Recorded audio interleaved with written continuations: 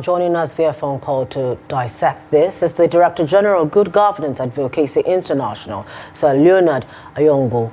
Good evening. Thank you for joining us on News Hour tonight. Good evening. Thank you for having me. Okay, let's start off with the return is imminent to democracy, starting with the Thanksgiving on Sunday. But before that return, what do you think are the key takeaways from this experience, this 6 months of will I call it administrative rule, and what does that mean equally for the Nigerian democracy? Well, Mr. President Tinubu, acting under Section 305 of the Nigerian Constitution, declared a state of emergency and installed a sole administrator.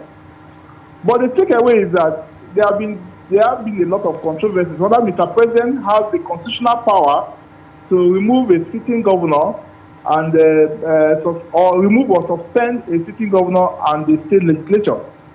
But unfortunately, we're not given the opportunity because some of these matters were filed at the Supreme Court. And as a constitutional lawyer, I was looking forward to seeing a ruling on that application to the Supreme Court. So that for once, we will now be aware that when a state of emergency is declared, Mr. President, it's either that we will now know whether he has power or not to declare, to remove an elected governor or not. But unfortunately, up to the moment as we speak, the Supreme Court didn't take that application. So that is just one side of it.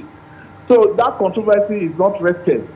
But what is uncontroverted is that by the virtue of Section 305, Mr. President can declare a state of emergency either in the whole country or part thereof.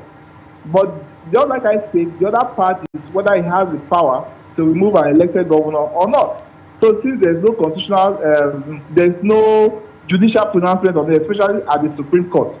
Now, you also recall that the Nigerian Bar Association as a body has strongly condemned the removal or the suspension of Governor Fubara, and the bar conference that was supposed to be held in Port Harcourt was moved to Enugu.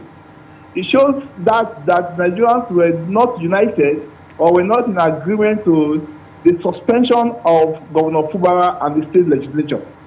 So, but when you look at it, other side of the coin, the democracy is now being democratic governance is now being restored. Expectedly on the 18th of September.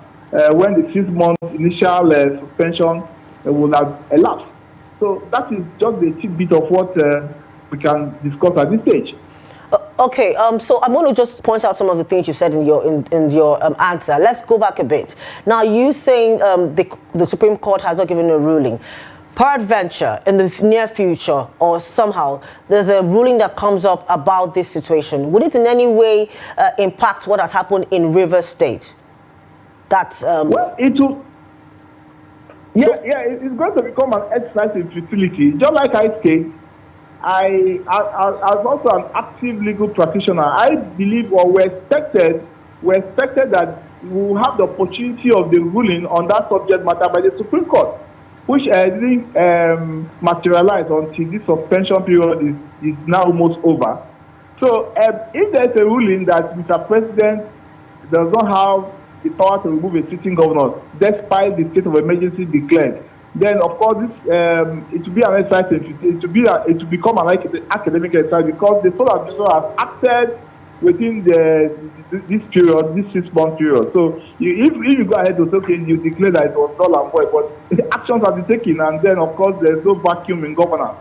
So we seriously believe, I still advocate that the Supreme Court should have opportunity on ruling or taking on some of these matters, especially this controversial issue whether Mr. President has the power to remove a sitting governor or suspend the state assembly.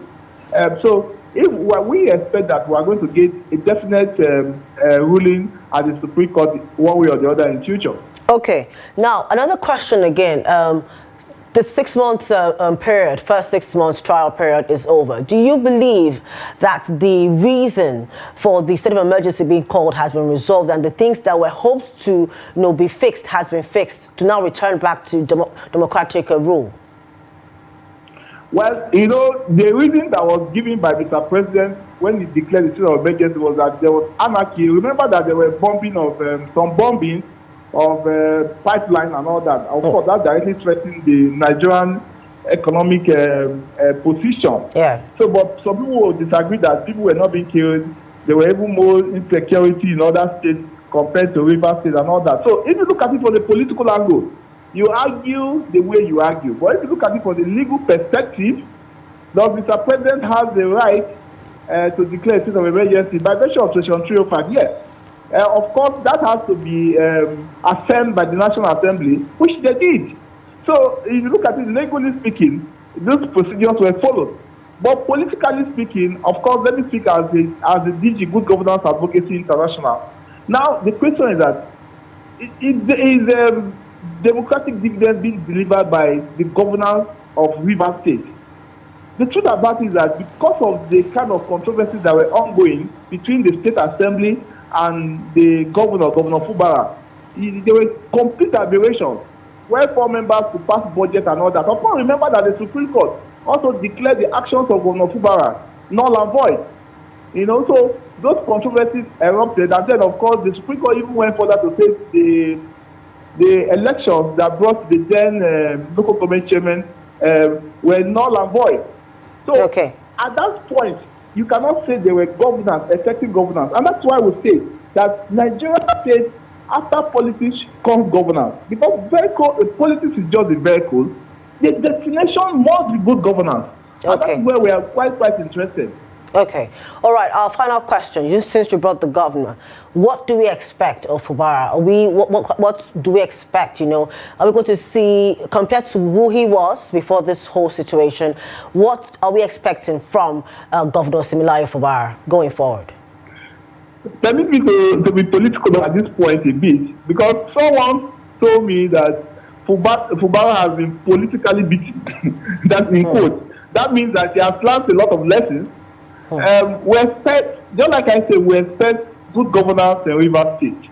We expect the collaboration, not subjection, not subjugation, rather, between the State Assembly and the executive arm of government. You know, these are clear-cut demarcation of roles that are being played by the different arms of government. And so we expect that they will work in unity to deliver good governance in Rivers State. That is our yearning. That is the yearning of the state. That is the yearning of the nation, and of course the global community that want to see good governance being delivered in the state. And the right atmosphere is to have that mutual respect, checks and balances, as enshrined in the Constitution, where the State Assembly has a clear control to oversight the executive, and the executive has to implement budgets and laws that are being passed by the State Assembly. It's all for good. It's all for the good of the people of Rivers State. Okay. All right. Thank you so much, Sir Leonard Ayango, for joining us from Good Governance Advocacy International, sharing your insights on the situation in Rivers State. Thank you for having me. It's my pleasure.